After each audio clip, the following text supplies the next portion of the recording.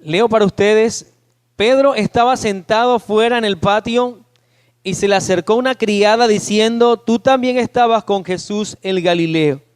Mas él negó delante de todos diciendo: no sé lo que dices. Hemos visto a lo largo de todos estos sermones la vida del ministerio público de nuestro Señor Jesucristo y cómo ahora el Señor padece en forma inimaginable para nosotros. Y le vemos entonces siendo golpeado ya en lo que decíamos en los sermones pasados, en los juicios que se emprendieron en su contra.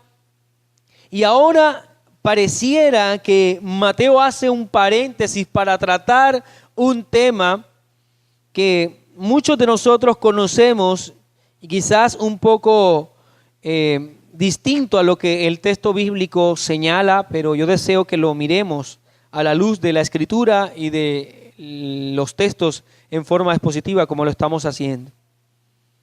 Son muchos los momentos en los que nosotros, a lo largo de todos estos 2, casi 3 años en que hemos venido exponiendo sobre el Evangelio de Mateo, son muchos esos momentos en los que hemos hablado de Pedro, el discípulo del Señor. A lo largo de esta serie hemos visto cómo Mateo nos muestra a Pedro y de alguna manera podemos y nos hemos hecho un retrato de quién es Pedro. Creo que así ha sido. Antes de ver el día de hoy su estrepitosa caída que narra el evangelista y que está allí en el capítulo 26, en la parte final. De paso, hoy le damos fin al capítulo 26 y ya vamos a entrar al 27. Quisiera que recordemos quién es aquel que va a negar al Señor 3 veces. ¿Quién es aquel que va a negar al Señor 3 veces? Yo puedo dividir la vida de Pedro en 3 etapas. La primera de ellas, vamos a verle como el diestro pescador. Esa sería la primera etapa de la vida de Pedro, el diestro pescador. En este sentido, la vida de Pedro transcurría entre redes, barcas, y él estaba cómodo puesto que eso era lo que él mejor sabía hacer. Pedro se sentía seguro, ese era su mundo, en el mundo en el que él fue levantado, y nuevamente lo digo, era diestro en esa tarea. Él poseía toda la habilidad, toda la destreza para ser reconocido como un buen pescador. Así que la vida de Pedro, podríamos decir que en esta primera etapa estaba en lo que él consideraría entonces algo ligeramente cómodo por lo que el oficio que realizaba y el conocimiento que él tenía, la destreza frente a este oficio. Pero también podemos ver una segunda etapa en la que yo quisiera llamarle la etapa de la segunda, el torpe discípulo. Ya no el diestro pescador, sino el torpe discípulo. La vida de discípulo de Pedro está lleno de todo tipo de altibajos. Vamos a ver la vida de este hombre atinando y siendo certero y actuando con gran, certeza en algunos momentos, pero otro actuando en un total y absoluto fracaso. Desde su llamamiento vamos a encontrar que este hombre se desbordó en un amor impetuoso hacia su maestro, pero impulsivo en gran manera. Un hombre de un carácter como el de muchos el día de hoy, que está movido por sus pasiones, movido por sus estados de ánimo, y que eso le llevó a cometer muchísimos errores.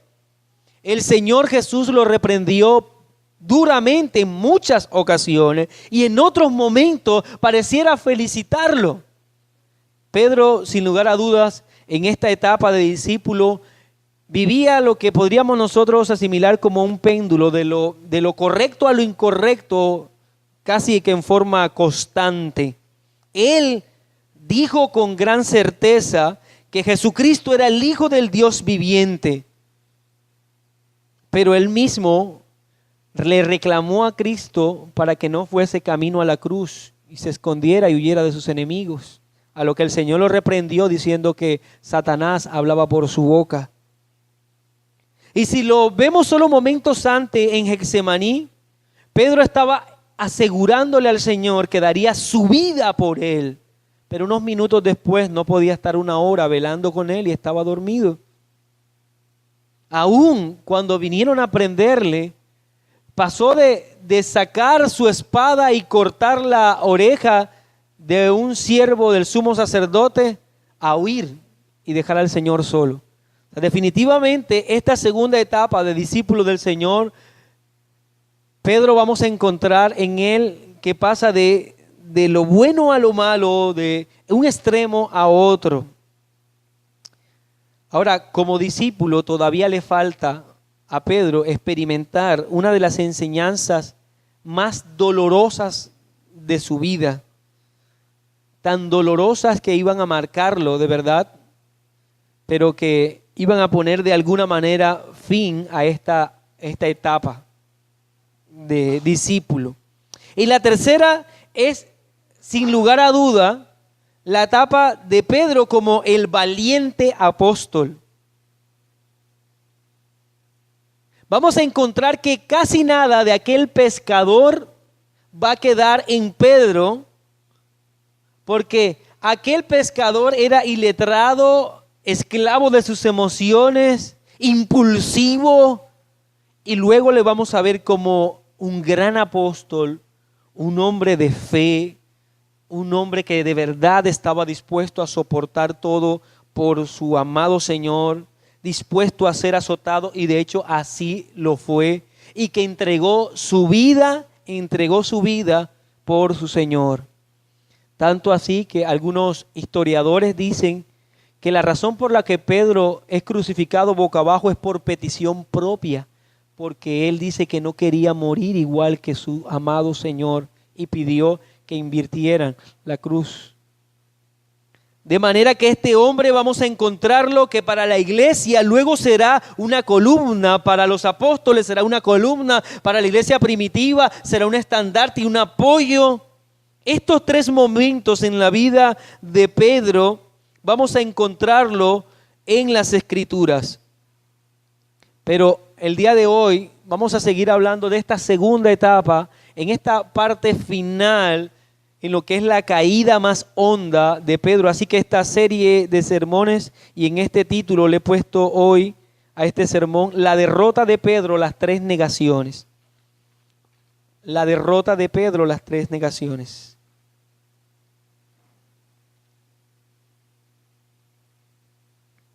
Quiero, antes de entrar directamente en el sermón, establecer o que echemos una mirada a la tentación que vivió Pedro, a lo que él experimentó. Y a la luz de lo que él experimentó y su caída, encontremos 4 aspectos de la tentación que debemos recordar.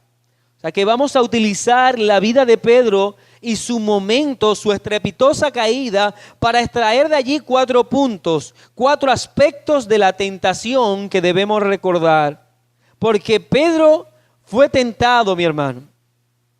Y tú y yo, como ya lo sabemos, seremos tentados en forma frecuente. Nos conviene ver entonces el relato que nos presentan los evangelios acerca de la tentación de Jesucristo, y de la tentación, de Pedro y su caída, para que nosotros analicemos también nuestra vida y cómo debemos actuar frente a las tentaciones.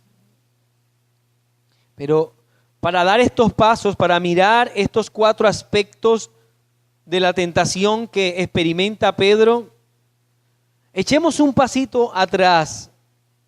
Recuerde que sale el Señor Jesucristo con sus discípulos de el aposento alto en donde celebraron la Pascua, y camino a Getsemaní, el Señor le dice a sus 11 discípulos, porque ya Judas no estaba allí, recuérdenlo.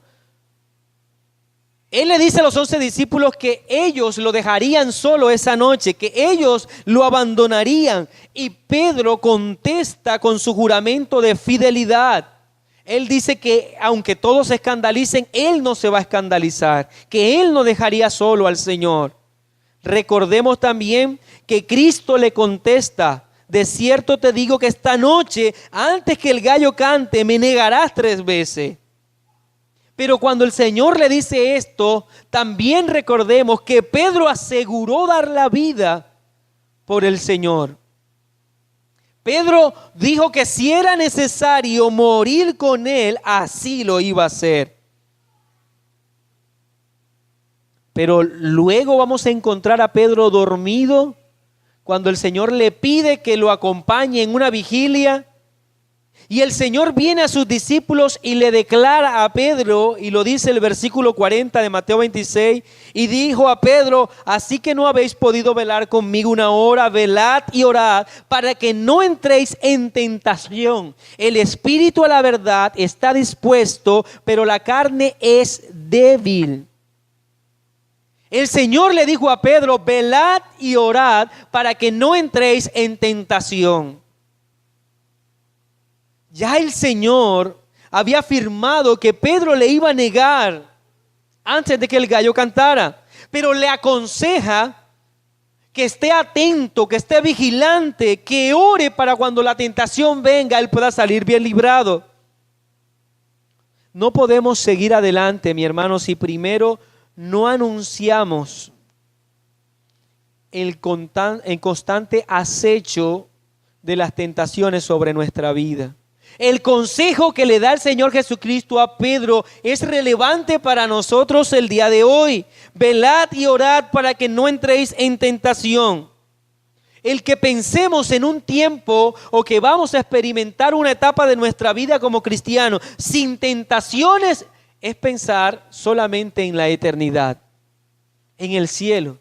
Porque allá es donde no va a haber tentaciones. Mientras tú vivas de este lado de la eternidad, mientras tú vivas en este mundo, serás tentado. En forma frecuente la tentación tocará a la puerta de tu alma. A tu corazón vendrá la tentación una y otra vez. Por eso el Señor le dice a Pedro: velad y orad para que no entréis en tentaciones. Pero si todavía el Señor no ha venido, serás tentado. Si no partes de este mundo, seguirás siendo tentado, mi hermano. Santiago escribe en su carta universal: bienaventurado el varón que soporta la tentación, porque cuando haya resistido la prueba, recibirá la corona de vida que Dios ha prometido a los que le aman. Santiago 1:12 dice eso. De manera que lo que está diciendo Santiago es que siempre seremos tentados.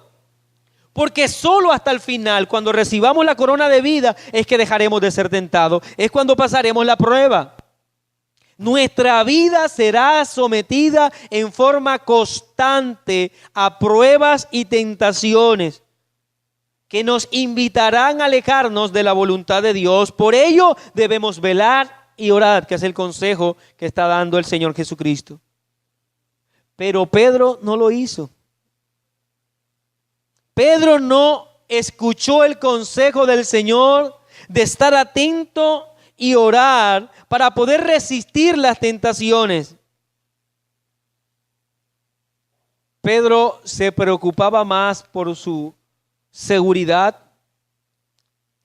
por su vida misma, que dejó a un lado este consejo que el Señor Jesucristo le había dado. Ante la inminencia de las tentaciones, solo se nos invita a velar, a orar, a estar despierto, con los sentidos alerta.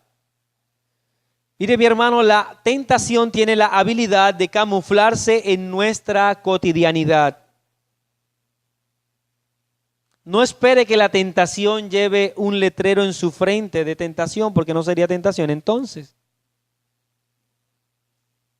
Solo los que están alerta, los que viven cuidando su vida, son los que pueden reconocer la tentación. Y usted y yo de verdad hemos vivido eso. Muchas veces hemos caído en la tentación y ya después de haber caído fue que pudimos descubrir que era una tentación.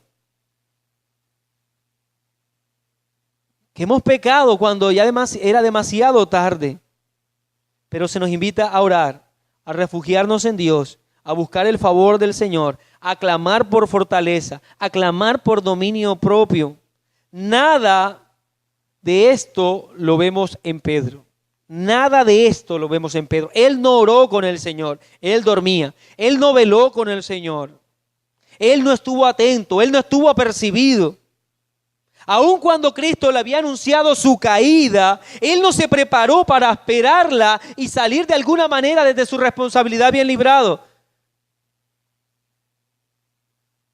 Es por eso que, haciendo uso de esta porción bíblica de hoy, quiero que miremos esto, el ejemplo de la vida de Pedro, y que recordemos 4 cosas sobre las tentaciones que nos es necesario para nuestra vida. La primera de ellas, mis hermanos, el número 1, lo que debemos recordar es que la tentación llega en forma repentina. La tentación llega en forma repentina. Sabemos por el sermón pasado que el Señor se encontraba en medio de la segunda audiencia del juicio eclesiástico. Recordemos, Él es apresado en Getsemaní y llevado primero a la casa de Anás, el sumo sacerdote, y luego de allí llevado a la casa de Caifás. Él se encuentra en la casa de Caifás. Recordemos, desarrollando un juicio totalmente ilegal, pero allí se encuentra el Señor, en la casa de Caifás. Mientras esto ocurría dentro de las instalaciones de la casa de Caifás, vamos a darnos cuenta que los evangelistas nos dicen que en el patio, o por lo menos fuera de la casa de Caifás, estaba Pedro intentando entrar a ese lugar para ver lo que sucedía con el Señor. En el caso del evangelista Juan lo describe de la siguiente manera. Voy a leer para ustedes Juan 18, del 15 al 17. Y seguían a Jesús Simón, Pedro y otro discípulo. Y este discípulo era conocido del sumo sacerdote. Y entró con Jesús al patio del sumo sacerdote. Mas Pedro estaba afuera, a la puerta. Salió pues el discípulo que era conocido del sumo sacerdote y habló a la portera e hizo entrar a Pedro. Entonces la criada, la portera, dijo a Pedro: ¿no eres tú también de los discípulos de este hombre? Y dijo él: no lo soy. Pensemos por un momento en lo que está sucediendo, el caos particular del momento mismo, de la escena en la que se está desarrollando. Ya era de madrugada, recordemos que decíamos en el sermón pasado que estamos hablando de el viernes entre la 1 de la mañana y las 3, 1 y 3 de la madrugada. Ese es el tiempo en el que esto está ocurriendo. Recordemos que llegan hasta la casa de Caifás una compañía, los alguaciles del templo, algunos del Sanedrín, y llevaban amarrado al Señor Jesucristo. Así que despiertan a todos los criados de Caifás y todos están en ese lugar. Ese lugar está conmocionado por lo que está sucediendo. Así que uno de los discípulos, que dice Juan, conoce a los que trabajan en la casa de Caifás y lo dejan entrar. Luego él habla por Pedro para que entre en medio de ese caos, para que de alguna manera pudiese entrar y estar más cerca del Señor.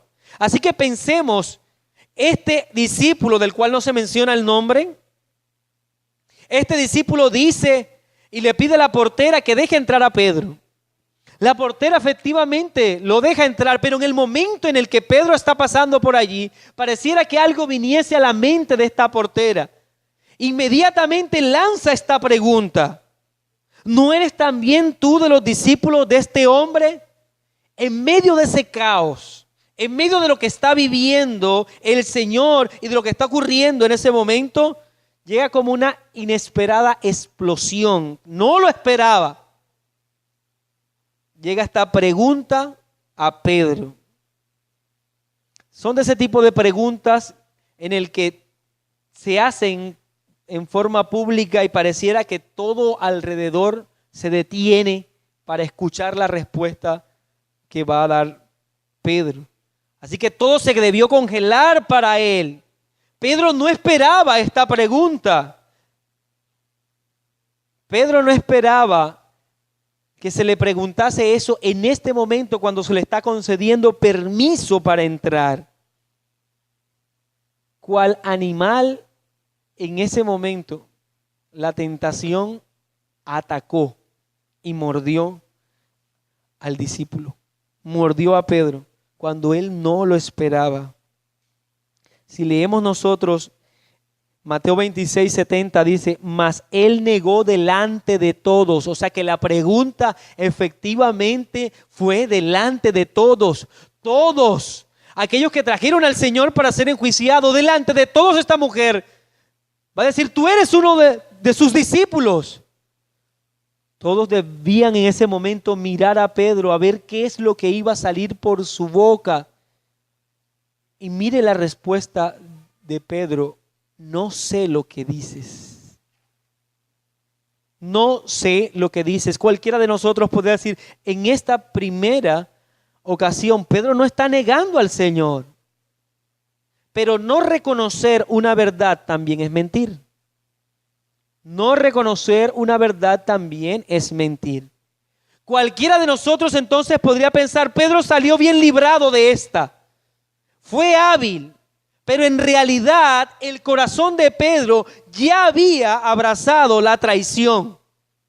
Cuando Pedro está lanzando esta expresión, no sé lo que dices, lo que procura hacer Pedro es desvirtuar toda acusación por parte de esta mujer que de alguna manera lo relacionaran a él con el Señor.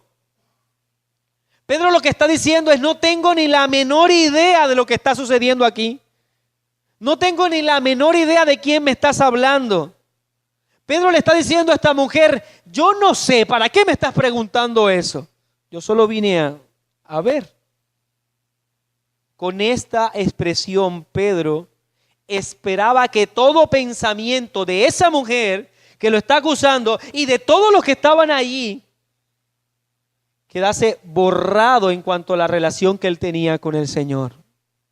Yo no sé nada de esto, de lo que está pasando. Y que todos pudiesen simplemente voltear su mirada a lo que estaba ocurriendo y dejar a este pobre hombre tranquilo. Y hermanos, la tentación muchas veces vendrá en forma inadvertida, inesperada, en momentos en que tú no lo esperas. ¿Cuántas veces tú no has pecado por una simple pregunta? Porque alguien te hace una pregunta que te coloca en una posición incómoda y que tú muchas veces para ser librado de esa posición incómoda prefieres pecar. Eso es lo que está sucediendo en la vida de Pedro. En forma sutil llega una pregunta y él cree que puede evitar la verdad. Termina pecando. Cuando debía decir simplemente sí, yo soy su discípulo. Un sí o un no, pero Pedro no lo hizo. Pedro quiso desvirtuar, quiso de alguna manera desviar la atención de lo que estaba ocurriendo en ese lugar. En este caso, Pedro temía por su vida. ¿Cuántas personas estaban allí que habían apresado al Señor? Y reconocerlo ahí en el patio de Caifás, reconocer que era su discípulo, era afirmar su sentencia de muerte. Él temía por su vida, sentía que si le relacionaban con Cristo, le harían a él lo mismo que estaba pasando con el Señor. Así que él deseaba protegerse. ¿Y qué mejor protección que una respuesta ambigua, pero que sea suficiente para desviar la atención de todos los que le rodeaban? Olvidando algo que el Señor ya le había enseñado algo a Pedro. En Mateo capítulo 10, versículo 39, dice, el que haya su vida, la perderá. Y el que pierde su vida por causa de mí, la hallará. Pero valoró más su vida en este momento Pedro. ¿Cuántas veces el cuestionamiento de la sociedad es una fuente de tentación para muchos creyentes? ¿Cuántos jóvenes no son capaces de negar su fe para ser aceptado por un grupo, para ser aceptado por la sociedad, para que no se vean diferentes, para que no se vean como cristianos que sirven a Dios. Muchas veces hemos cedido a tentación simplemente porque nos preocupa cómo nos vean los demás. Por no vernos expuestos muchas veces nuestra vida, respondemos entonces como Pedro en forma ambigua. ¿Y eres cristiano? Bueno, yo busco del Señor. No quiero decir una cosa, pero tampoco digo la otra. Con el propósito de camuflarse de alguna manera en este mundo, para no ser atacado, para no ser vituperado, para no sufrir si es necesario por Cristo. Muchos son capaces de caer en esta tentación. Y algo particular que siempre trae la tentación es que procura que nosotros neguemos nuestra identidad como cristianos, como hijos de Dios. Y es esto lo que está sucediendo con Pedro. Y Pedro cae en esta tentación. Y de allí en adelante lo que vamos a ver no es sino un espiral consecuente a su pecado. Así que lo primero que debemos recordar entonces es que la tentación llega en forma repentina. Por lo tanto debes tener cuidado, mi hermano. La tentación no te informará con días de anticipación que va a llegar, con momentos de anticipación que va a llegar. Atacará, cual víbora escondida. Número 2, la tentación es acrecentada por nuestra condición. La tentación es acrecentada por nuestra condición. Vamos a encontrar algo particular en Pedro, que en esta primera pregunta, que él de alguna manera siente que su vida corre peligro y que al contestar eso, yo no sé nada de este asunto, se siente bien librado. Lo primero que quiere hacer Pedro después de entrar al patio de la casa de Caifás es salir. Él no quiere seguir más en ese lugar. Sabe que si sigue allí su vida está en peligro, así que corre de una vez hacia la puerta para de alguna manera salir en donde antes había entrado. Por eso dice Mateo 26:71, saliendo él a la puerta, no había salido todavía, y dice, le vio otra criada, le vio también, y dijo a los que estaban allí, también estaba con Jesús el Nazareno. Mateo 26:71. Así que en ese intento por escapar de esa situación, Pedro es detenido por esta acusación de esta mujer frente a otros hombres. El versículo 72 nos dice lo que Pedro contestó. Pero él negó otra vez con juramento, no conozco al hombre. El impulsivo Pedro es tentado por segunda vez.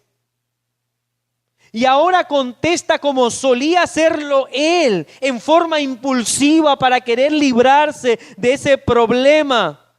Y deja ver una gran mentira en él.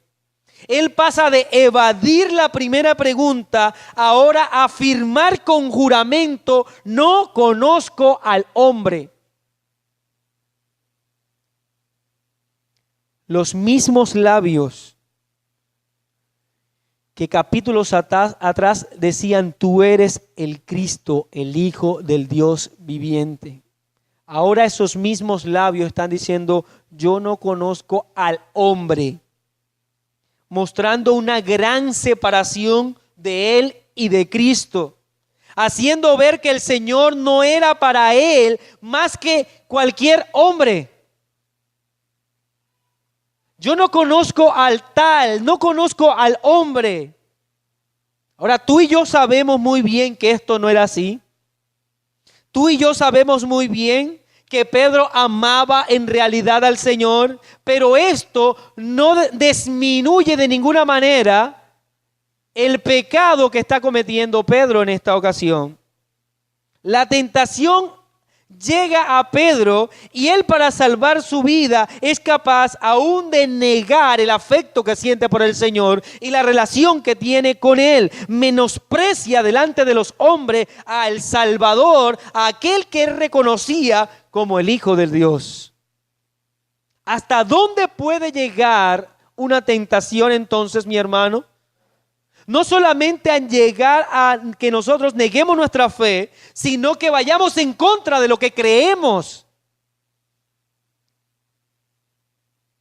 olvidando también lo que el Señor Jesucristo le había enseñado cuando dijo: a cualquiera pues que me confiese delante de los hombres, yo también le confesaré delante de mi Padre que está en los cielos. Y a cualquiera que me niegue delante de los hombres, yo también le negaré delante de mi Padre que está en los cielos.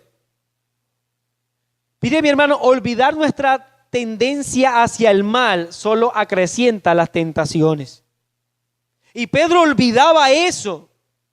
Olvidaba que él no debía fiarse de sí mismo, que él tenía una tendencia natural hacia el pecado y a protegerse a sí mismo. Eso es algo que hay dentro de nuestro propio corazón. Como dice Santiago en el capítulo 1, versículo 14, sino que cada uno es tentado cuando de su propia concupiscencia es atraído y seducido. Mis hermanos, no olvidemos nunca esto. Mientras vivamos en esta carne, la tentación contará con una gran ayuda, que eres tú mismo. Tú le ayudarás a la tentación siempre. Esa tendencia hacia el mal, hacia el pecado, hacia lo que no es la voluntad de Dios. Por eso es que debemos cuidarnos de nosotros mismos en el momento en el que seamos tentados. Y Pedro no se estaba cuidando en este momento. Aún el apóstol Pablo en Romanos 7, del 18 en adelante, dice: y yo sé que en mí, esto es en mi carne, no mora el bien, porque el querer el bien está en mí, pero no el hacerlo. Porque no hago el bien que quiero, sino el mal que no quiero, eso hago. Miserable de mí, ¿quién me librará de este cuerpo de muerte?, dice el apóstol Pablo. Esta verdad debe ser entendida por todos nosotros, mi hermano. Debemos recordarlo una y otra vez. La tentación se acrecienta por nuestra condición, porque recibirá ayuda de nosotros mismos. Pedro no solamente no veló por la tentación que se acercaba a él, sino que no estuvo atento aún de su propia inclinación hacia el mal. La tercera cosa que debemos recordar a la tentación, en que nos enseña el texto, es que la tentación evidencia lo que todavía hay en nosotros. La tentación evidencia lo que todavía hay en nosotros. Sigo leyendo el versículo 73 de Mateo 26. Un poco después, recordemos, Pedro no pudo salir del lugar por la pregunta, la segunda afirmación a él. Un poco después, acercándose los que por allí estaban, dijeron a Pedro: verdaderamente también tú eres de ellos, porque aún tu manera de hablar te descubre. Entonces él comenzó a maldecir y a jurar: no conozco al hombre. Y enseguida cantó el gallo. Mire, Juan relata un poco en una forma más específica este momento. Y quiero traerlo para enriquecer el contexto en el que estamos desarrollando esta historia. Juan 18, 26 dice: uno de los siervos del sumo sacerdote, pariente de aquel a quien Pedro había cortado la oreja, un pariente de Malco estaba allí, le dijo a Pedro: ¿no te vi yo en el huerto con él? Pareciera que la tentación, si lo ve usted, lejos de él estarla evitando, se está acercando más, se acrecienta más, cada vez es más fuerte, cada vez reviste mayor gravedad y peligro para su vida. un pariente de Malco, que vio cómo Pedro le cortó la oreja, ahora le dice, yo te vi en el huerto. No solamente sé que eres su discípulo, sino que sé que atacaste a uno de los alguaciles del sacerdocio. Así que imagine el temor de Pedro en ese momento. Se acrecentó aún más. Atacar a un siervo del sacerdocio le costaría la vida si él se identificaba como aquel que hizo eso. Si él se identificaba como aquel que es el discípulo del Señor. En este momento, la vida de Pedro dependía de su respuesta. Dependía de su respuesta. Este era el momento de Pedro para demostrar aquello que le aseguró al Señor cuando le dijo, aunque me sea necesario morir contigo, no te negaré. Y todos los discípulos dijeron lo mismo. Este era el instante en el que se iba a ver si Pedro en realidad estaba dispuesto a morir por el Señor. Solamente debía decir sí. Si era necesario, padecería. En ese mismo instante pasaría a estar con el Señor, encarcelado, siendo golpeado. Su vida estaba en juego. Afirmar ser discípulo del Señor y dar la vida por Él como Él dijo, esa sería una opción. Morir entonces, pero morir entendiendo que cumplo aquello que le aseguré. Morir por Él y morir con Él. Pero la otra opción era mentir y salir de ese lugar. Las tentaciones siempre nos dejan en esta encrucijada, mi hermano. Tienen esa particularidad. O eres y actúas como un hijo de Dios y enfrentas las consecuencias que eso conlleva, o niegas la fe y sigues aparentemente viviendo una vida que el mundo te presenta con gozo, con alegría. ¿Qué decidir en ese momento, mi hermano? Y es eso en donde se encuentra Pedro. Ese es el momento en el que él está. Negar la conexión con Cristo y dar su vida. O salir bien librado de ese momento. Algunos dirán, es mejor que se diga que aquí corrió, que aquí murió. Algunos podrían decir eso. Pero ese es el momento en el que se requiere fidelidad, mi hermano. Velad y orad, le dijo el Señor, para que no entres en tentación. En otro texto el Señor le dijo, Satanás te ha pedido para ser zarandeado. Y yo pido que tu oración no falte, que tu fe no falte en ese momento. El espíritu a la verdad está dispuesto, pero la carne es débil. Cuán débil era Pedro para enfrentarse a ese momento, mi hermano. Para enfrentarse solo a esa lucha. Enfrentarse en sus propias fuerzas. Enfrentarse con su propio valor. Enfrentarse con su misma capacidad. Cuán débil era Pedro para venir con su propia humanidad ante esa tentación. Porque no vino en oración. No vino velando. Vino él solo a hacer eso. Cuán débiles somos tú y yo, mi hermano, si enfrentamos la tentación con nuestra jactancia, con nuestra arrogancia, creyéndonos fuertes y luego después encontrarnos tirados, vencidos por esa tentación. Él comenzó a maldecir, a jurar, no conozco al hombre. Pedro entendía que debía distanciarse tanto del Señor, que debía abrazar la conducta de todo aquel que vive sin Cristo en su corazón. Y empezó a maldecir. De su boca empezó a salir todo tipo de maldiciones. Aquel que aseguró fidelidad ahora está mintiendo y blasfema de paso el nombre de Dios. Porque cuando un judío juraba bajo maldición, estaba trayendo a ese momento la memoria de Dios y que Dios juzgara que si lo que él decía no era verdad. Un pecado unido a otro, mi hermano. Querer librarse él de ese momento lo llevó incluso a blasfemar el nombre de Dios, con tal de salir de ese momento. Pedro entraba a las fauces más oscuras de la tentación en este momento.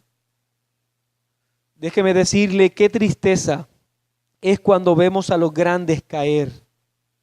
Qué tristeza es cuando vemos a aquellos que en algún momento se mostraban fuertes en la fe y luego los vemos vencidos por la tentación. No produce sino dolor la vida de Pedro en este momento. Y debemos pensar en nosotros, en cada uno de nosotros, mi hermano, cuando nos sentimos fuertes, cuando nos sentimos poderosos. Pero la caída de Pedro nos recuerda que ninguno de nosotros es tan fuerte como para salir bien librado de la tentación en nuestras propias fuerzas, mi hermano. La vida de Pedro nos recuerda que somos inservibles a nosotros mismos para protegernos en santidad. Es doloroso ver a Pedro caer, mi hermano. Es doloroso ver a un hermano de nuestra fe, hermano de la iglesia, caer también. Es doloroso cuando hemos caído en el pecado. Pero lo que narra Lucas, el evangelista, en cuanto a la negación de Pedro, yo creo que da una dimensión enorme de lo que estaba experimentando Pedro y el momento tan doloroso que vendría a su vida. Lucas lo dice de esta manera: entonces, vuelto el Señor, miró a Pedro, y Pedro se acordó de la palabra del Señor que le había dicho: antes que el gallo cante, me negarás 3 veces. Así que no podemos sino reconstruir los hechos, mi hermano. El juicio del que vimos el domingo pasado, dentro de las instalaciones de Caifás, ya había terminado. Mientras el Señor estaba siendo enjuiciado dentro de la casa de Caifás, afuera estaba Pedro sometido a una tentación. Ya 2 veces le había negado. Pero el juicio había terminado. Y el Señor es sacado de la casa de Caifás para ser seguramente retenido en una cárcel hasta esperar a que apareciera la luz del sol para ser sometido al juicio romano. Mientras el Señor se le lleva de la casa de Caifás y va saliendo en ese momento, en ese instante, en ese mismo momento, es cuando Pedro empieza a blasfemar y a negar al Señor. Cuando es llevado o trasladado al patio, justo en ese instante, el Cristo de la gloria se encuentra y escucha las maldiciones y los falsos juramentos del discípulo que le juró que no le iba a dejar. Y hermano, los padecimientos de Cristo son sin medida. Verte traicionado por aquel que en un momento juró que estaría a tu lado, que aseguró que daría la vida por ti y ahora blasfema el nombre de Dios y dice que no conoce. Pedro, después de entregar su última gota de fidelidad, se da cuenta que cuando ha terminado de blasfemar y negar al Señor, los tiernos ojos de su amado Salvador lo están viendo.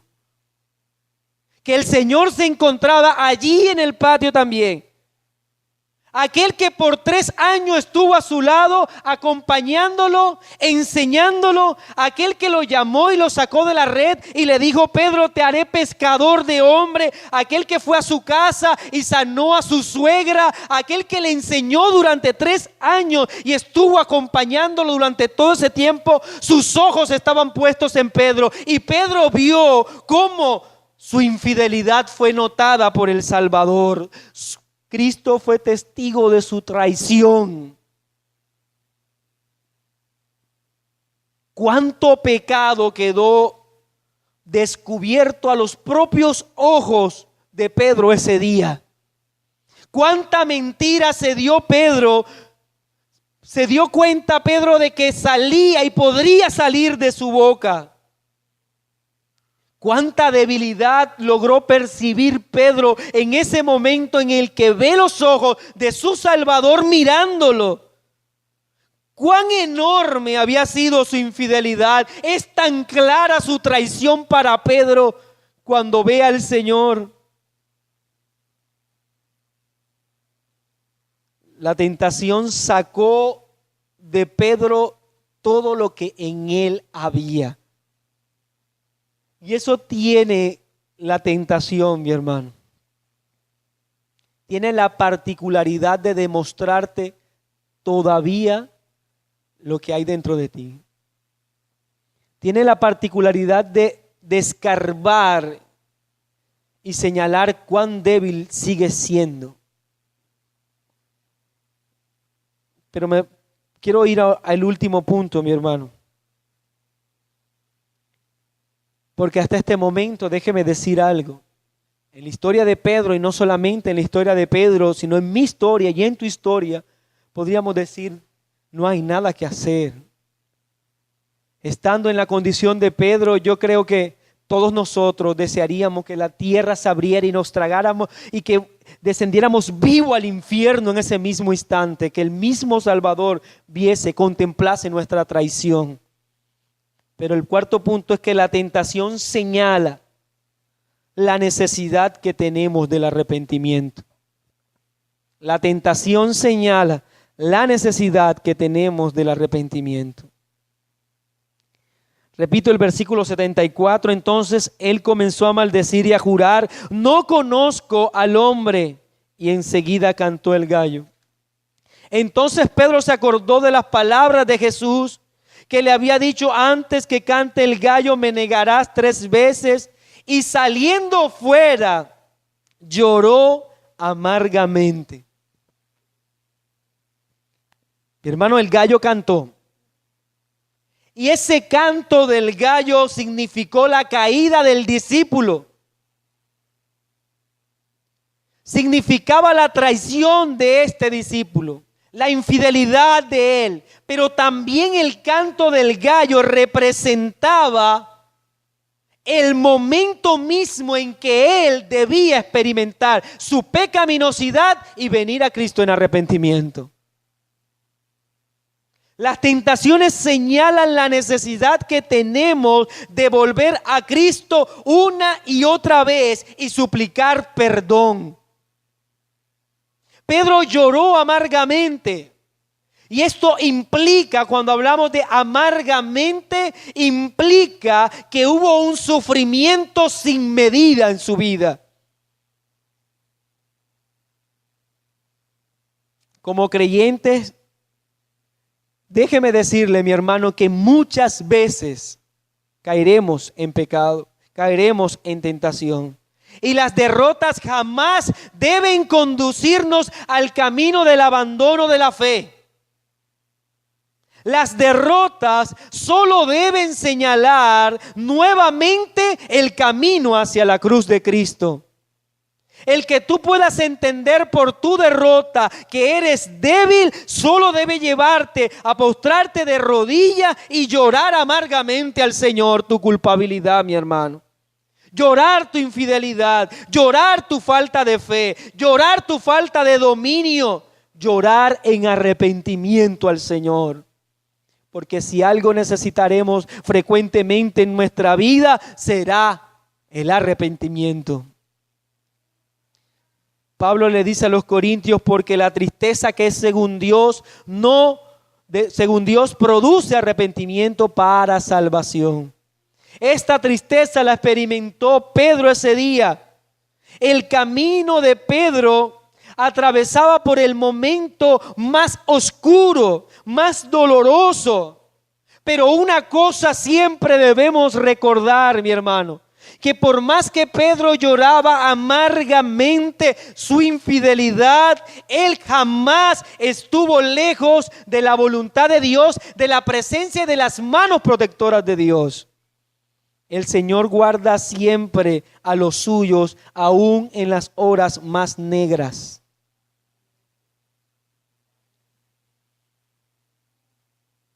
Jamás nosotros podemos vivir la vida viendo al pecado como una opción. Debemos alejarnos porque el Señor ha dicho que velemos y oremos.